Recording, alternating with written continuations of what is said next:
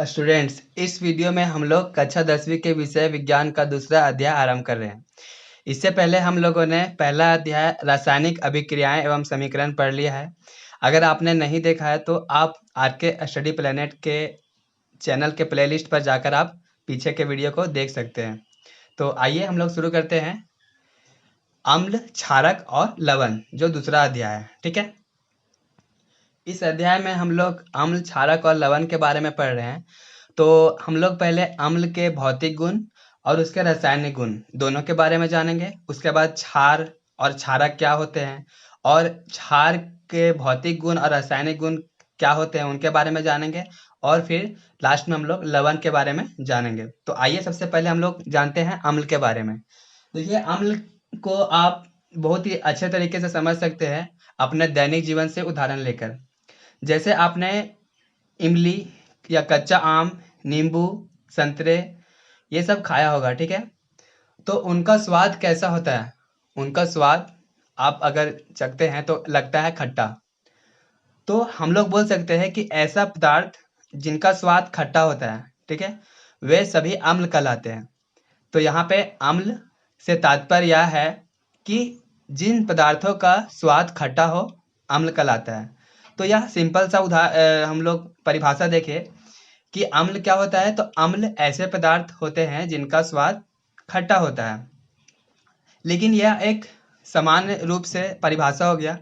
जब हम लोग वैज्ञानिक परिभाषा की बात करते हैं तो एक वैज्ञानिक थे आर्हेनियम द्वारा, ठीक है। तो आर्हेनियम जो है वो बोले थे अम्ल वह पदार्थ है जो जल में घुलकर, ठीक है, जब कोई भी अम्ल को हम लोग जल में घोलते हैं तो वो H+ यानी कि हाइड्रोजन धन आयन प्रदान करते हैं। जैसे यहाँ पे हम लोग एक उदाहरण लिए हैं। देखिए यहाँ पे HCl है, ठीक है, इसका नाम है हाइड्रोजन क्लोराइड, या हम लोग बोलते हैं इसको हाइड्रोक्लोरिक अम्ल। तो हाइड्रोक्लोरिक अम्ल को जब हम लोग जल में घोलते हैं तो क्या होता है कि यहाँ पे हाइड्रोजन धन आयन में टूटता है और क्लोरीन जो है वो ऋण आयन में टूटता है। कैसे? जैसे देखिए यहाँ पे हाइड्रोक्लोरिक अम्ल है, उसको हम लोग जल में घोले हैं अर्थात जल से अभिक्रिया हुआ है। तो यहाँ पे देखिए ये H2 है और यहाँ H है, ठीक है। तो यहाँ पे जब ये दोनों आपस में अभिक्रिया होगा इन लोग के बीच तो यहाँ पे H3+ आयन बनेगा और क्या होगा कि यहाँ पे क्लोरीन जो है वो अलग हो जाएगा, ठीक है। HCl यहाँ पे क्लोरीन जो है वो अलग हो जाएगा। तो यहाँ पे देखिए हम लोगों के पास ये जो H3+O प्राप्त हुआ यही हाइड्रोनियम आयन है। तो यहाँ पे आप एक चीज ध्यान रख सकते हैं कि हम लोग अम्ल किसको बोलेंगे जहाँ पे सिर्फ H हो। देखिए यहाँ पे H है, यहाँ पे H है और यहाँ पे H है, ठीक है। तो हम लोग बोल सकते हैं कि अम्ल वह पदार्थ है जो जल में घुलकर हाइड्रोजन धन आयन प्रदान करते हैं। उसी तरह देखिए यहाँ पे नाइट्रिक अम्ल है। इसको जब हम लोग जल से अभिक्रिया कराते हैं या जल में घोलते हैं इसको तो क्या प्राप्त होगा? हाइड्रोजन आयन और नाइट्रिक जो है नाइट्रेट यहाँ पे अलग हो जाएगा। उसके बाद यहाँ पे है सल्फ्यूरिक अम्ल, ठीक है। और जब इसको जल में घोलते हैं तो इसी प्रकार जैसे यहाँ पे था तो इस तरह हम लोगों को यहाँ पे प्राप्त हो जाता है हाइड्रोजन आयन। चलिए हम लोग अब देखते हैं विभिन्न वस्तुओं में उपस्थित अम्ल। जैसे कि अभी हमने कुछ खट्टी वस्तुओं को बात किया था, उनके बारे में अभी हम लोगों ने चर्चा किया था कि इमली, नींबू, संतरा, दही, ठीक है। तो इन सब का स्वाद भी कैसा होता है? खट्टा होता है। तो यहाँ पे देखिए यहाँ पे कुछ अम्ल होते हैं, वैसे पदार्थों को हम लोग यहाँ पे लिखे हैं जिनमें अम्ल होता है। देखिए इस तरह का क्वेश्चन जो है वो पूछा जाता है कि इमली में कौन सा अम्ल होता है, नींबू, संतरा, मौसमी, टमाटर, ठीक है, लाल चींटी का डंक, इस सब में कौन सा अम्ल होता है। तो देखिए हम लोग यहाँ पे पढ़ेंगे कि किस पदार्थ में कौन सा अम्ल होता है। यहाँ पे है इमली और इमली में क्या होता है? टार्टरिक अम्ल होता है। नींबू, संतरा, मौसमी, यानी कि देखिए ये नींबू, संतरा, मौसमी ये सभी एक ही परिवार के हैं, ठीक है। यानी कि जो इन लोग का जो रासायनिक गुण होता है वो लगभग सेम ही होता है, ठीक है। और देखने में भी छोटा बड़ा हो सकता है लेकिन उनका स्वाद भी एक जैसा ही होता है, ठीक है। तो नींबू, संतरा, मौसमी ये सभी का स्वाद एक जैसा होता है जिसके कारण इसमें से एक ही अम्ल होता है। इसमें कौन सा अम्ल होता है? सैट्रिक अम्ल होता है, ठीक है। अभी हम लोग बात करते हैं टमाटर का, ठीक है। टमाटर को हम लोग रोज अपने दैनिक जीवन में सब्जी जो है, सलाद, ठीक है, ये सब खाने में हम लोग उसको उपयोग करते हैं। तो टमाटर में कौन सा अम्ल पाया जाता है? ऑक्जेलिक अम्ल। उसके बाद हम लोग देखते हैं दही, ठीक है। दूध से दही बनता है। दूध में एक बैक्टीरिया होता है, आप लोग जानते भी होंगे पहले, या इसके बारे में आप पढ़े भी होंगे कि दूध में जो होता है लैक्टोबैसिलस नाम का एक जीवाणु होता है, ठीक है, जिसको वह जो है वो लगातार दूध में, ठीक है, दूध को धीरे धीरे क्या होने लगता है, उसका रासायनिक गुण चेंज करने लगता है। तो यहाँ पे देखिए, जब दूध को हम लोग बिना उबाले हुए बहुत मतलब 2-4 घंटा रखेंगे, ठीक है, तो वह दूध जो है धीरे धीरे फटने लगता है, ठीक है। और जब इसको उबाल करके रखेंगे फिर भी यह दूध जो है वो फटने लगता है और दही बन जाता है, ठीक है। तो देखिए यहाँ पे दही है, ठीक है। दही में कौन सा अम्ल होता है? दही में लैक्टिक अम्ल होता है। लैक्टोबैसिलस नाम का जीवाणु से द्वारा बना, तो इसलिए इसका नाम भी लैक्टिक अम्ल जैसा ही है, ठीक है। अगला देखते हैं हम लोग मक्खन। मक्खन में क्या होता है? ब्यूट्रिक अम्ल। मक्खन में कौन सा अम्ल होता है? ब्यूट्रिक अम्ल। उसके बाद देखते हैं लाल चींटी, ठीक है। जब लाल चींटी काटती है तो वह जो है काटने पर जहाँ पे वह काटती है उस स्थान पर वह एक एसिड छोड़ती है, जिसके कारण हम लोगों को जलन महसूस होता है। तो किस कारण से महसूस होता है? क्योंकि वहाँ जो अम्ल छोड़ी है वह कौन सा अम्ल है? वह है फॉर्मिक अम्ल, ठीक है। कौन सा अम्ल है? फॉर्मिक अम्ल है। लाल चींटी के डंक में कौन सा अम्ल होता है? फॉर्मिक अम्ल। उसी प्रकार मधुमक्खी का डंक भी बोले तो मधुमक्खी का डंक में भी कौन सा अम्ल होता है? फॉर्मिक अम्ल होता है, ठीक है, जिसको हम लोग आयुर्वेदिक नाम में बोलेंगे तो मेथेनोइक एसिड भी बोलते हैं, ठीक है, मेथेनोइक एसिड। और इसको हम लोग बोलते हैं फॉर्मिक एसिड बोलते हैं। मेथेनोइक एसिड बोलिए या फिर फॉर्मिक एसिड बोलिए, ठीक है, दोनों सेम ही है। तो लाल चींटी के डंक में मेथेनोइक एसिड बोलिए या फॉर्मिक एसिड, ठीक है। उसके बाद देखते हैं मनुष्य के पेट में, ठीक है। देखिए हम लोग जब खाना खाते हैं तो खाना को पचाने के लिए एक बहुत ही महत्वपूर्ण अम्ल और बहुत ही खतरनाक अम्ल भी होता है, ठीक है, या बहुत ही हानिकारक अम्ल होता है। लेकिन हम लोग को पेट में बहुत सारे बाहर से आए हुए जीवाणु और खाना को पचाने में मदद करता है, ठीक है। वह कौन सा अम्ल है? मनुष्य के पेट में रहता है, वह कौन सा अम्ल है? हाइड्रोक्लोरिक अम्ल, ठीक है, ये HCl हाइड्रोक्लोरिक अम्ल। अभी अगला देखते हैं विटामिन सी, ठीक है। विटामिन सी अधिकतर जो है वो कैसे प्राप्त होता है? तो विटामिन सी अधिकतर जो खट्टे पदार्थ होते हैं उनसे प्राप्त होता है, ठीक है। तो विटामिन सी में कौन सा अम्ल होता है? तो एस्कॉर्बिक एसिड, ठीक है। देखिए विटामिन सी जो है वो मसूड़े के लिए और और हमारे मुंह में जो खाना जो है, धीरे धीरे खराब होने लगता है जब हम लोग ब्रश नहीं करते हैं बढ़िया से, तो क्या होता है? मुंह से बदबू आने लगता है, ठीक है। तो और वहाँ पे मसूड़ा जो है वह भी, मसूड़ा के साथ साथ दांत भी जो है धीरे धीरे खराब होने लगता है। वो किसके कारण होता है? तो एस्कॉर्बिक एसिड की कमी के कारण। तो हम लोग जब कोई भी खट्टा पदार्थ खाते हैं तो उससे हम लोग को एस्कॉर्बिक एसिड मिलता है जो हमारे मसूड़े के लिए अच्छा होता है, ठीक है। और अगर यह इसकी कमी हो जाएगी, विटामिन सी की कमी हो जाएगी, तो एक रोग होता है उसका नाम है पायरिया, ठीक है। तो पायरिया नामक रोग जो है विटामिन सी की कमी के कारण हो जाता है, ठीक है। अब हम लोग देखेंगे अम्ल के प्रकार। अम्ल जो है वो कितने प्रकार के होते हैं तो उसको हम लोग देखते हैं, चलिए। अम्ल को हम लोग 2 भागों में बांट सकते हैं, तीव्र अम्ल और मृदु अम्ल, ठीक है। तीव्र अम्ल कहने का मतलब है यह अम्ल जो होता है बहुत ही खतरनाक होता है, ठीक है। अगर यह अम्ल किसी के शरीर पे, ठीक है, या किसी के त्वचा पे जो है पड़ जाए तो वहाँ का जो त्वचा होता है वो जल जाता है। ये सिर्फ अम्ल पड़ने से ही जल जाता है, ठीक है। तो आप सोच सकते हैं कि ये तीव्र अम्ल जो होते हैं वो कितना खतरनाक होते हैं।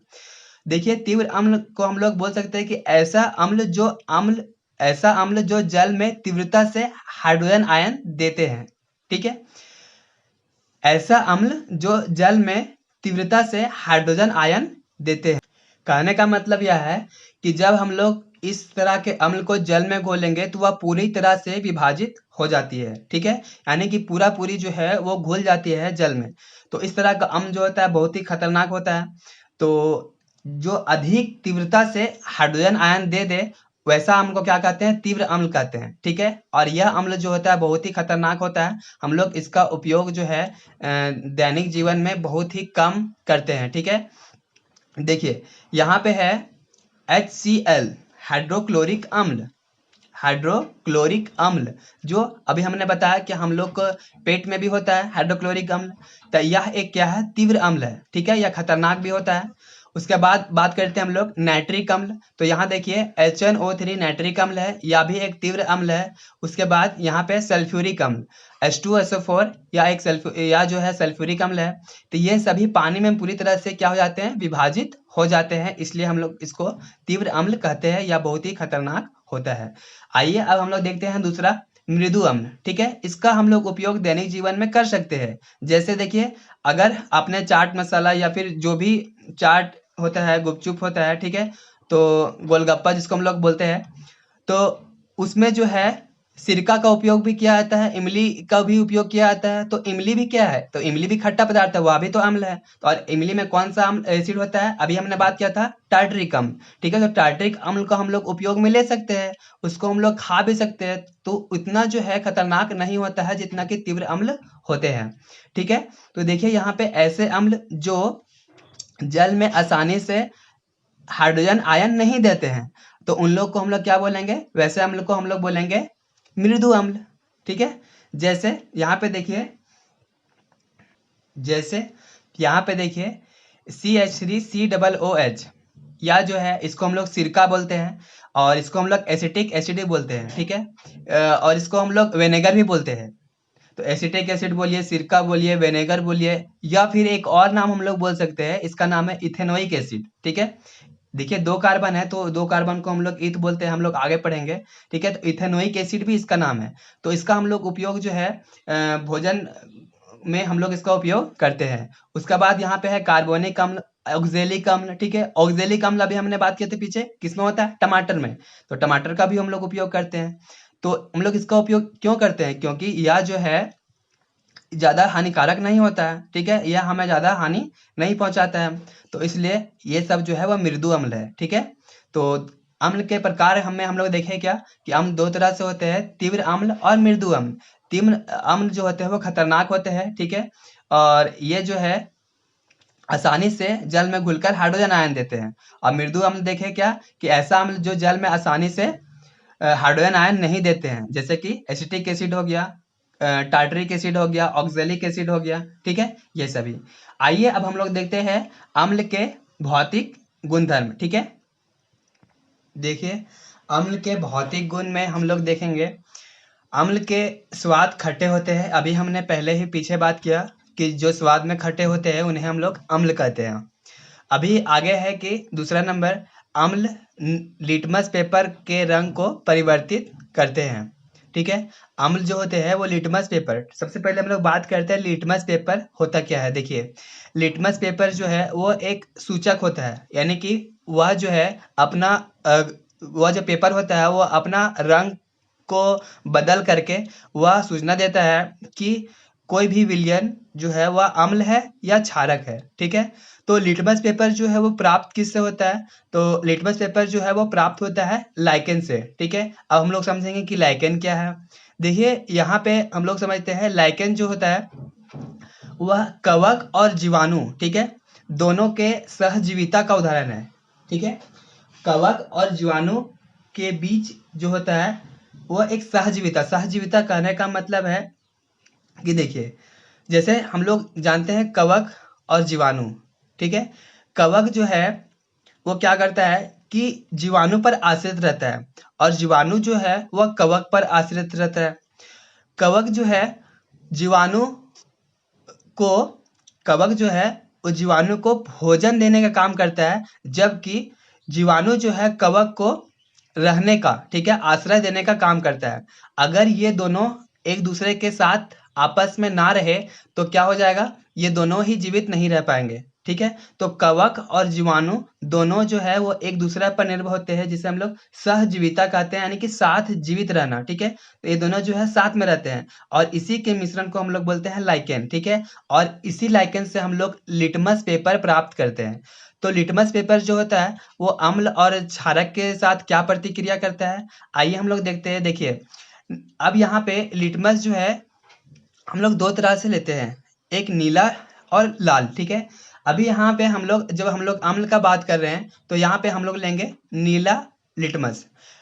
नीला लिटमस क्या करता है कि जब हम लोग अम्लीय विलयन में डालेंगे इसको, नीला लिटमस पत्र को, तो क्या हो जाएगा, वह लाल हो जाएगा। ठीक है, तो जिससे हम लोग पता कर लेंगे कि यह जो विलयन है वो क्या होता है, अम्ल है। ठीक है, जो हम लोग को विलयन यहाँ पे दिया जाएगा कि ये पता करिए कि ये अम्ल है या क्षारक है। ठीक है, तो हम लोग नीला लिटमस पत्र को जब हम लोग उस विलयन में डालेंगे तो वह लाल हो जाएगा, तो हम लोग आसानी से बता सकते हैं कि यह अम्ल है। क्योंकि अधिकतर जो अम्ल होते हैं, जब हम लोग लेबोरेटरी में जाते हैं, ठीक है, तो वहाँ पे क्या हो जाता है कि हर एक को चख कर देखना जो है वो खतरनाक हो जाता है। ठीक है, हर एक विलयन को हम लोग जो है चख के नहीं देख सकते हैं। तो इसको जो है वह हम लोग सूचक के द्वारा पता करते हैं कि क्या यह अम्ल है या क्षारक है। अब देखिए, हम लोग देखिए आगे देखेंगे कि कुछ अम्ल को हम लोग सूंघ कर पहचान कर सकते हैं। ठीक है, कुछ अम्लों को हम लोग सूंघ कर, जैसे कि अभी हम लोग जैसे देखे थे कि देखिए हम लोग दही को जानते हैं। ठीक है, दही का जो गंध होता है वो अलग सा होता है। ठीक है, इमली इमली का जो पानी होता है उसका जो गंध होता है वो अलग सा होता है। तो हम लोग सूंघ कर ही पहचान सकते हैं। ठीक है, तो ऐसा सूचक जो अपने गंध के द्वारा हम लोग को सूचना प्रदान करता है कि वह अम्ल है या क्षारक है, तो उसको हम लोग गंधीय सूचक बोलते हैं।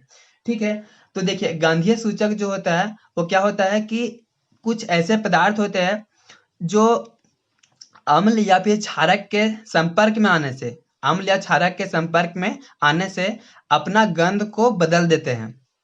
ठीक है, जैसे देखिए बारीक कटा हुआ प्याज, ठीक है, जब ये अम्ल या क्षारक के संपर्क में आएगा तो इसका जो गंध है वो अलग हो जाएगा, चेंज हो जाएगा।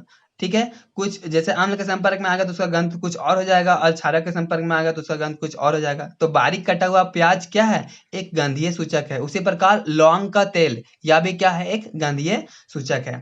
ठीक है, और अगला है कि अम्ल सूचक लिटमस लाइकेन से प्राप्त होता है। लिटमस जो होता है वो किससे प्राप्त होता है, लिटमस पेपर, तो लाइकेन से प्राप्त होता है। ठीक है, तो भौतिक गुण में आप लोगों ने देखा कि अम्ल के स्वाद खट्टे होते हैं। अम्ल लिटमस पेपर के रंग को परिवर्तित करते हैं। ठीक है, नीला लिटमस पत्र अम्ल के संपर्क में आने से लाल हो जाता है। और जब हम लोग क्षारक पढ़ेंगे तो वहां लाल लिटमस पत्र जो है वो क्षारक के संपर्क में आने से नीला हो जाएगा। ठीक है, अगला देखिए, अम्ल को हम नाक से सूंघ कर पहचान सकते हैं, और इस तरह का जो पदार्थ होते हैं जो या अपने गंध के द्वारा सूचना देते हैं, हम लोग उसको क्या बोलते हैं, गंधीय सूचक बोलते हैं। जैसे कि बारीक कटा हुआ प्याज या लौंग का तेल। ठीक है, आप अपने नोटबुक में नोट कर सकते हैं। उसके बाद है अम्ल सूचक जो होता है, यानी कि अम्ल सूचक कौन सा है, देखिए यहाँ पे लिटमस जो है, लिटमस पेपर एक और है। देखिए हम लोग लिटमस पेपर की जगह हम लोग मिथाइल ऑरेंज भी ले सकते हैं। ठीक है, तो यह भी क्या है, एक अम्ल का सूचक है। ठीक है, एक सूचक है जो सूचना देता है कि कौन सा अम्ल है या क्षारक है। तो लिटमस पेपर या मिथाइल ऑरेंज ये सब क्या है, तो सूचक होते हैं। तो तो लिटमस किससे प्राप्त होता है, लाइकेन से प्राप्त होता है। और लाइकेन क्या है, तो कवक और जीवाणु, ठीक है, फंगस और बैक्टीरिया दोनों के बीच जो है सहजीविता का उदाहरण है। ठीक है, ये दोनों जब हम लोग इसको दोनों को हम लोग जब साथ में देखेंगे तो हम लोग इसको कवक और जीवाणु ना बोल के हम लोग इसको डायरेक्ट क्या बोलेंगे, लाइकेन बोलेंगे। और लाइकेन से क्या प्राप्त होता है, लिटमस पेपर प्राप्त होता है। अब हम लोग देखेंगे अम्ल के रासायनिक गुण। ठीक है, अम्ल के ये सब देखिए, हम लोग ऊपर देखे थे अम्ल का भौतिक गुण, अब देखेंगे अम्ल के रासायनिक गुण। तो देखिए सबसे पहला है अम्ल सबसे पहला है कि अम्ल जल में घुलकर हाइड्रोनियम आयन देते हैं। तो यह जो है किसने कहा था, आर्हेनियम ने कहा था। ठीक है, तो यह भी हम लोग देखेंगे। देखिए यहाँ पे क्या है, HCl यानी कि हाइड्रोक्लोरिक अम्ल। यहाँ पे जो मैं बोलता हूँ वहां पे आप लिख सकते हैं अपने नोटबुक में, ये क्या है, हाइड्रोक्लोरिक अम्ल है। जब ये जल से अभिक्रिया करता है तो क्या होता है, देखिए ये H2 है और ये H दोनों जो है वो क्या हो जाएगा, ये दोनों आपस में अभिक्रिया करेगा तो यहाँ पे H3+ हो जाएगा और यहाँ पे हो जाएगा, और यहाँ पे Cl यहाँ पे ऋण के रूप में अलग हो जाएगा। तो यहाँ पे देखिए ये जो है क्या है, हाइड्रोनियम आयन है। ठीक है, तो अम्ल जो होते हैं जल में घुलकर हाइड्रोनियम आयन देते हैं या फिर हाइड्रोजन आयन देते हैं। देखिए हाइड्रोजन आयन देते हैं, H+ आयन देते हैं। उसके बाद है यहाँ पे नाइट्रिक अम्ल। नाइट्रिक अम्ल जल में घुलकर यहाँ पे भी क्या होगा, हाइड्रोजन आयन देते हैं और यहाँ नाइट्रेट अलग हो जाता है। चलिए हम लोग दूसरा देखेंगे। तो देखिए दूसरा क्या है, अम्ल धातु की अभिक्रिया। अम्ल को जब हम लोग धातु से अभिक्रिया कराते हैं तो क्या होता है, देखिए तो अम्ल धातु के साथ अभिक्रिया कर धातु के लवण, ठीक है, धातु के लवण एवं हाइड्रोजन गैस उत्पन्न करते हैं, ठीक है। देखिए यहाँ पे है जिंक। जिंक क्या है? धातु है। यहाँ पे सल्फ्यूरिक अम्ल है, ठीक है, H2SO4 क्या है? सल्फ्यूरिक अम्ल है। तो यह जो है जब ये दोनों आपस में अभिक्रिया करते हैं तो क्या बनाते हैं? धातु के लवण, ठीक है, धातु के लवण। देखिए यहाँ जिंक जो है वो सल्फेट यहाँ पे है, सल्फेट के साथ अभिक्रिया होगा तो क्या बना लेगा? जिंक सल्फेट, ठीक है। तो यह क्या है? एक धातु का लवण है। और ये जो होते हैं वो हम लोग के लिए यानी कि इसका जो है हम लोग उपयोग नहीं कर सकते। यह जो है एक विषाक्त पदार्थ होता है, यानी कि इसमें यह जो है जहरीला भी बोल सकते हैं, ठीक है, ये हानिकारक होता है, ठीक है।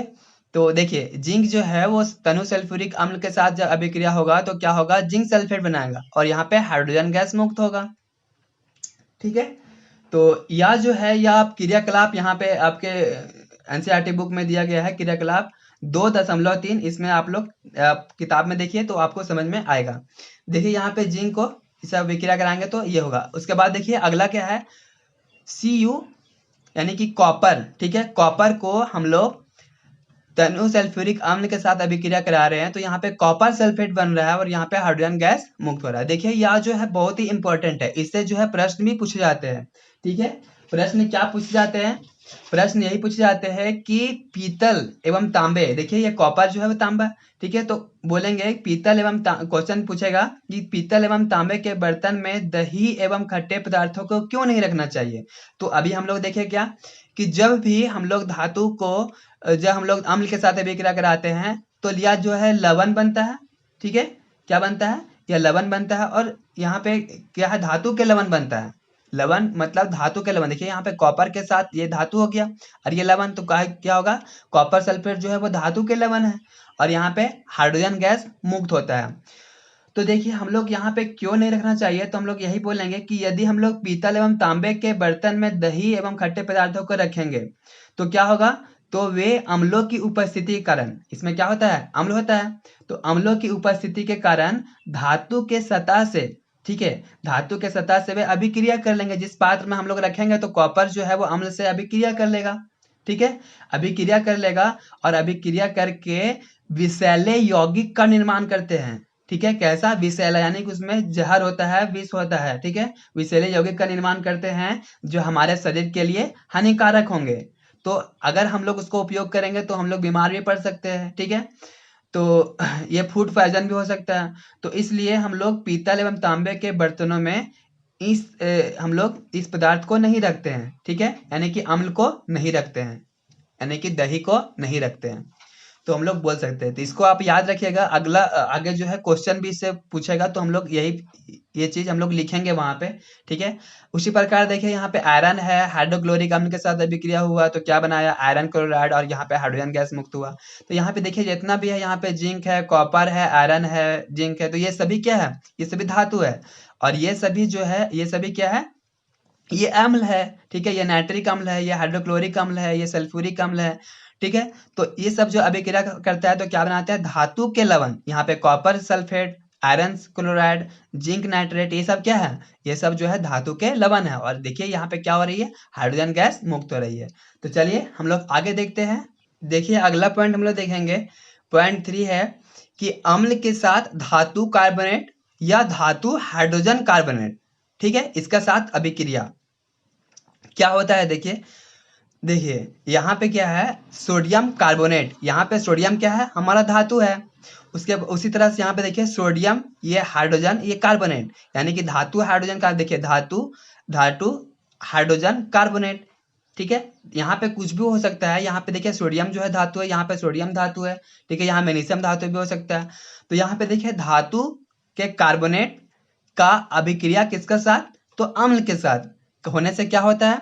तो वहां पे लवण प्राप्त होगा। देखिए लवण प्राप्त होगा, NaCl यहाँ पे लवण है, जल है और यहाँ पे कार्बन डाइऑक्साइड गैस मुक्त होती है। तो यहाँ पे हम लोग बोलेंगे कि अम्ल धातु कार्बोनेट या हाइड्रोजन कार्बोनेट से, यानी कि धातु के हाइड्रोजन कार्बोनेट से अभिक्रिया कर धातु का लवण, जल एवं कार्बन डाइऑक्साइड गैस बनाती है। अभी देखिए यहाँ पे सोडियम कार्बोनेट है। जब हम लोग इसको अभिक्रिया करवाएंगे हाइड्रोक्लोरिक अम्ल के साथ, तो क्या होगा, यहाँ पे NaCl हो जाएगा, यानी कि सोडियम क्लोराइड, जिसको हम लोग साधारण भाषा में खाने वाला नमक यानी कि नमक बोलते हैं, सिंपल सा, ठीक है। उसके बाद यहाँ पे जल है और यहाँ पे कार्बन डाइऑक्साइड गैस मुक्त हुआ। उसी प्रकार यहाँ पे सोडियम हाइड्रोजन कार्बोनेट, जिसको हम लोग सोडियम बाइकार्बोनेट भी बोलते हैं, और इसी को हम लोग बेकिंग सोडा यानी खाने वाला सोडा भी कहते हैं, ठीक है, जिसका हम लोग उपयोग पकवान जो होते हैं, ठीक है, उसको फुलाने में भी हम लोग करते हैं, ठीक है, ताकि वह बहुत ही मुलायम बने, ठीक है। तो देखिए यहाँ पे क्या है, ये खाने का सोडा है, यानी कि सोडियम हाइड्रोजन कार्बोनेट है, या फिर सोडियम बाइकार्बोनेट भी बोल सकते हैं। उसके बाद है यहाँ पे हाइड्रोक्लोरिक अम्ल, इससे जब अभिक्रिया होगा तो क्या होगा, यहाँ पे लवण बनेगा NaCl, जल बनेगा और कार्बन डाइऑक्साइड बनेगा, ठीक है। आइए हम लोग अगला देखते हैं, अम्ल की धात्विक ऑक्साइड से अभिक्रिया। देखिए धात्विक ऑक्साइड, ये धातु हो गया, Cu क्या है, धातु, कॉपर क्या है, धातु है, सोडियम क्या है, धातु है, मैग्नीशियम क्या है, धातु है। और जब इसमें ऑक्सीजन जुड़ गया तो हम लोग बोलेंगे क्या, धातु के ऑक्साइड, यानी कि copper oxide, sodium oxide, magnesium oxide, ठीक है। तो यानी कि धातु के ऑक्साइड की किसके साथ अभिक्रिया, अम्ल के साथ अभिक्रिया। तो जब ये होता है तो क्या होता है, देखिए अम्ल धातु के ऑक्साइड से अभिक्रिया कर धातु के लवण एवं जल प्रदान करते हैं। देखिए यहाँ पे है कॉपर ऑक्साइड, इसको हम लोग अभिक्रिया करवाएंगे हाइड्रोक्लोरिक अम्ल के साथ, तो क्या होगा, यहाँ पे कॉपर के साथ क्लोरीन जो है वो जुड़ के कॉपर क्लोराइड बनाएगा, ठीक है। देखिए यह जो होता है इसका रंग गहरा नीला और हरा होता है, ठीक है, गहरा नीला और हरा होता है। और यह जो है जल बनता है। देखिए यह इंपॉर्टेंट है, क्योंकि देखिए ये कॉपर ऑक्साइड, सबसे पहले हम लोग जब पहला चैप्टर पढ़ रहे थे तो वहां पे हम लोग देखे थे कि जो पूजा का रूम जो होता है, ठीक है, पूजा वाला रूम जो होता है, जिसमें तांबे कांसे के बर्तन रखे जाते हैं, और उसको हम लोग पूजा के लिए हम लोग जब उसको उपयोग करते हैं तो क्या होता है कि जब उसको जो है बहुत दिन तक धोया नहीं जाता है, ठीक है, मतलब कुछ 2-4 दिन के बाद जब उस पर धोया जाता है तो क्या होता है, उसमें कॉपर जो है वो ऑक्सीजन के साथ अभिक्रिया करके कॉपर ऑक्साइड बना लेता है, ठीक है। और यह कॉपर ऑक्साइड, यानी ये जो तांबे का बर्तन है ऑक्सीजन के साथ जुड़ करके क्या हो गया, कॉपर ऑक्साइड बना लिया। तो जब ये किसी अम्ल के संपर्क में आते हैं तो वहां पे कॉपर क्लोराइड बन जाता है, ठीक है। और यह जो इसका कलर जो होता है वो नीला हरा कलर का हो जाता है। तो आप जो है जब भी कभी भी कॉपर के जो बर्तन होते हैं यानी तांबे के बर्तन होते हैं, तो वहां पे अगर नीला कलर का जो होता है, नीला कलर का धब्बा अगर दिखे तो यहाँ पे इस अभिक्रिया को याद कर सकते हैं कि यहाँ पे ये चीज पढ़ाया गया था। तो कॉपर ऑक्साइड को हाइड्रोक्लोरिक अम्ल के साथ जब अभिक्रिया होता है, यानी कि कोई भी अम्ल, ठीक है, हाइड्रोक्लोरिक अम्ल के साथ यहाँ पे अभिक्रिया कराई जा रही है तो क्या बन रहा है, कॉपर क्लोराइड बन रहा है, ठीक है, और जल बन रहा है। उसी प्रकार यहाँ देखिए सोडियम ऑक्साइड के साथ जब अभिक्रिया करते हैं तो हाइड्रोक्लोरिक अम्ल को, तो क्या हो जाता है, सोडियम क्लोराइड बनता है, यानी कि लवण है या एक, ठीक है, और जल बनता है।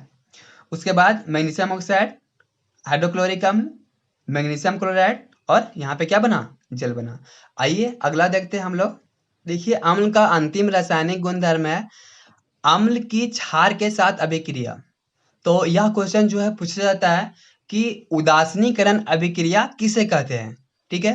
तो देखिए जब अम्ल की अभिक्रिया क्षार के साथ कराई जाती है, ठीक है, जब अम्ल की अभिक्रिया क्षार के साथ कराई जाती है तो क्या बनता है, लवण और जल बनता है, ठीक है। तो इसी अभिक्रिया को हम लोग क्या बोलते हैं, इसी अभिक्रिया को हम लोग बोलते हैं उदासीनीकरण अभिक्रिया। अच्छा ऐसा हम लोग क्यों कहते हैं, देखिए अम्ल जो है उसका प्रभाव जब क्षारक से होता है, ठीक है, यानी कि जब अम्ल और क्षारक अभिक्रिया करते हैं तो वे दोनों एक दूसरे के प्रभाव को नष्ट कर देते हैं, यानी कि वे दोनों जो है वो एक दूसरे के गुण को जो है अलग कर देते हैं। और इससे क्या बनता है, और इससे जो है लवण बनता है, और लवण जो है वो उसका रासायनिक गुणधर्म अम्ल और क्षारक से बिल्कुल अलग होता है, ठीक है। तो यानी दोनों का प्रभाव जो है नष्ट हो जाता है और क्या बनता है, लवण बनता है और जल बनता है। तो देखिए हम लोग एक उदाहरण से भी यहाँ पे समझ सकते हैं। देखिए हमारे सामने उदाहरण है HCl, यानी हाइड्रोक्लोरिक अम्ल है, या एक प्रबल अम्ल है, यानी कि यह एक तीव्र अम्ल है, और यह जो है सोडियम हाइड्रोक्साइड जो कि एक प्रबल क्षारक है, ठीक है। तो देखिए जब ये दोनों आपस में अभिक्रिया करेगा तो यहाँ पे सोडियम के साथ क्लोरीन जुड़ के सोडियम क्लोराइड बना देगा, जो कि एक लवण है।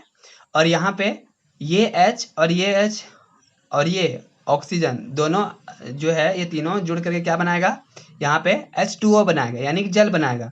तो हम लोगों को क्या प्राप्त हुआ कि जब हम लोग अम्ल को क्षारक से अभिक्रिया कराते हैं तो क्या प्राप्त होता है, तो हमें सोडियम क्लोराइड, ठीक है, यानी कि लवण और जल प्राप्त होता है।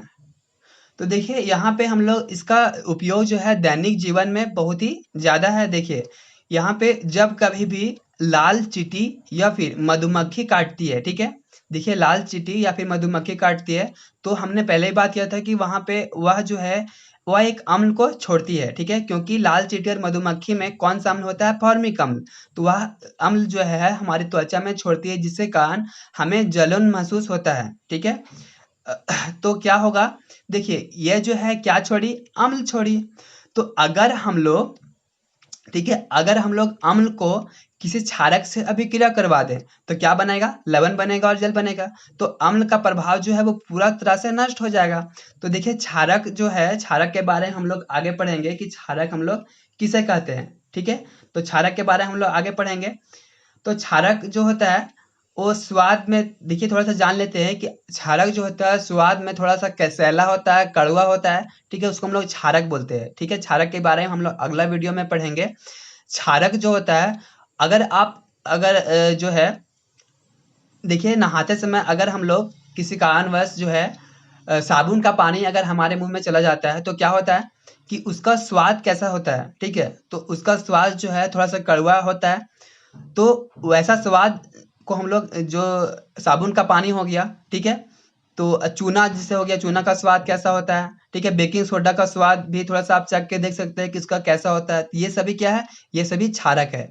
तो अगर हम लोग यहाँ पे फॉर्मिक एसिड जहाँ पे गया, जिस यानी कि त्वचा के जिस जगह पे फॉर्मिक एसिड वहाँ पे छोड़ा गया चींटी या मधुमक्खी के द्वारा, अगर वहाँ पे बेकिंग सोडा लगा दिया जाए या चूना लगा दिया जाए या फिर साबुन से धो दिया जाए, ठीक है, तो वहाँ पे क्या हो जाएगा, जो जलन महसूस हो रहा है वह धीरे धीरे जो है वह खत्म हो जाएगा। क्योंकि जब अम्ल क्षारक से अभिक्रिया करेगा तो वहाँ लवण बनाएगा और जल बनाएगा, तो जो अम्ल का प्रभाव है वो नष्ट हो जाएगा। तो आगे देखिए हम लोग आगे देखेंगे कांसे एवं तांबे के बर्तन को नींबू से रगड़ने पर नीला काला धब्बा जो है वो साफ हो जाता है। अभी हम लोग देखे थे पीछे, आप जो है वीडियो को करके आप लोग जो है देख सकते हैं कि हम लोग देखे थे कि कॉपर को जब हम लोग सल्फ्यूरिक अम्ल के साथ अभिक्रिया करा देते हैं तो वहां पे कॉपर सल्फेट बन रहा था, ठीक है, तो वह जो है तो वह जो है वो क्या था, वह एक नीला कलर का जो है धब्बा था, ठीक है। तो उसी को जो है हटाने के लिए वह कैसा होता है, उसका जो रासायनिक गुणधर्म होता है वह क्षारकीय होता है। तो अगर हम लोग नींबू से रगड़ेंगे तो वह क्या है, नींबू क्या है, अम्ल है। तो जब अम्ल की अभिक्रिया क्षारक से होगी तो वह जो नीला काला कलर का जो धब्बा है वो साफ हो जाएगा, ठीक है। उसके बाद देखिए कि हम लोग जब भी जैसे कि कुछ घर में अच्छा सा मसालेदार खाना बन जाता है तो उस दिन हम लोग बहुत ही अधिक खा लेते हैं, ठीक है। तो और हम लोग यह भी जानते हैं कि हमारे पेट में जो है खाना को पचाने के लिए कौन सा अम्ल है, हाइड्रोक्लोरिक अम्ल। तो जब मसालेदार खाना हमारे पेट में जाता है तो ये जो हाइड्रोक्लोरिक अम्ल है उसका उत्पादन या फिर उसका स्रवन जो है बहुत ही ज़्यादा होने लगता है ताकि खाना जो है वह पच जाए, ठीक है। जिसके कारण हमारे पेट में जो है अम्लता हो जाती है। अम्लता मतलब अम्ल की मात्रा ज़्यादा होना, अम्लता हो जाती है, उसी को हम लोग एसिडिटी बोलते हैं, ठीक है। तो एसिडिटी हो जाती है तो हम उस प्रभाव को कम करने के लिए हम लोग कुछ एंटा एसिड लेते हैं जिसको हम लोग प्रति अम्लीय बोलते हैं। तो एंटा एसिड को हम लोग यह भी बोल सकते हैं कि एंटा एसिड किसे बोलेंगे, एंटा एसिड जो है वो अम्ल का विरोधी, ठीक है, जो अम्ल का प्रभाव को नष्ट कर दे उसको हम लोग एंटा एसिड बोलते हैं। और चूंकि अम्ल जो है जब क्षारक के साथ अभिक्रिया होता है तो लवण और जल बनाता है, तो जाहिर सी बात है कि एंटा एसिड जो होगा वह उसका जो है रासायनिक गुणधर्म कैसा होगा, तो वह क्षारकीय होगा, तभी तो उसका प्रभाव नष्ट होगा। तो क्या होगा, तो हम लोग एंटा एसिड लेते हैं, ठीक है। तो आप जो है टीवी में ऐड भी देखते होंगे, ठीक है, कि इनो इनो का ऐड आप देखते होंगे। तो इनो जो है उसका गुणधर्म कैसा होता है, तो वह क्षारकीय होता है, ठीक है, वह एसिडिटी जो हमारे पेट में होता है उसकी मात्रा को कम कर देता है। तो देखिए इसी प्रकार जो है यहाँ पे जो है मैग्नीशियम हाइड्रोक्साइड, ठीक है। मैग्नीशियम हाइड्रोक्साइड क्या है, एक एंटा एसिड है जो अम्ल के प्रभाव को नष्ट कर देता है और हमें जो है एसिडिटी से तुरंत ही छुटकारा, कुछ देर के बाद जो है छुटकारा मिल जाती है। देखिए क्या होता है कि जब एसिड यानी हाइड्रोक्लोरिक अम्ल अभिक्रिया करता है मैग्नीशियम हाइड्रोक्साइड से, तो वहां पे बनता है मैग्नीशियम क्लोराइड जो कि एक क्या है, लवण है, ठीक है, और जल बनता है और इस तरह जो है एसिडिटी समाप्त हो जाती है। उसके बाद देखिए नेटल का डंक के प्रभाव को कम करने के लिए, अब यहाँ देखेंगे नेटल क्या है। देखिए जब जो है क्या होगा कि हम लोग कभी अगर जंगल में जाएंगे, ठीक है, तो कभी क्या होता है कि कुछ ऐसे पत्ते होते हैं, रोएदार पत्ते, जो हम लोग के शरीर से जो है अगर किसी कारणवश जो है टच कर जाए तो क्या होगा, तो वहां पे जलन महसूस होने लगेगा। तो वह जो पत्ता था, जो रोएदार पत्ता था, उसमें जो है अम्ल की मात्रा होती है और वह रोएदार पत्ता अगर हम लोग के त्वचा से जो है छू जाता है किसी तरह से, तो वहां पे जलन महसूस होने लगती है। तो उसी के नजदीक में जो है एक और पौधा होता है जो डाक का पौधा होता है। तो क्या होता है, देखिए प्रकृति जो है कैसे यहाँ पे हम लोग के साथ मतलब क्या है, देखिए कि नेटल का प्रभाव कैसा होता है, अम्ल होता है, और डाक का जो पौधा होता है उसकी पत्तियों में जो रासायनिक गुणधर्म होता है वो क्षारकीय होता है, ठीक है। तो अगर नेटल का जो है डंक यानी कि नेटल का जो रोएदार पत्ती अगर छू जाए तो उससे जो जलन महसूस होगा, तो उसको हम लोग कम करने के लिए डाक का पौधा भी वहीं पे अगल बगल में होता है। तो उसका जब पत्ती को हम लोग अपने त्वचा पर रगड़ते हैं तो क्या हो जाता है, तो उसका जो जलन का जो प्रभाव था वह कम हो जाता है, ठीक है। तो इस तरह से इस वीडियो में हम लोगों ने अम्ल के बारे में पढ़ा, अम्ल का भौतिक गुणधर्म पढ़ा, अम्ल का रासायनिक गुणधर्म पढ़ा। उसके बाद हम लोग देखे थे कि अम्ल किसे कहते हैं, कौन सा पदार्थ में कौन सा अम्ल होता है। तो यह चैप्टर बहुत ही इंपॉर्टेंट होने वाला है। आगे जब हम लोग वीडियो देखेंगे तो अगला जो वीडियो होगा वो हमारा क्षारक से होगा। उसमें हम लोग इसी तरह से देखेंगे कि क्षारक किसे कहते हैं, क्षारक के भौतिक गुणधर्म क्या होते हैं, क्षार और क्षारक में क्या अंतर है, ठीक है। और फिर देखेंगे कि क्षारक के रासायनिक गुणधर्म क्या होते हैं, ठीक है। तो चलिए हम लोग मिलते हैं अगला वीडियो में।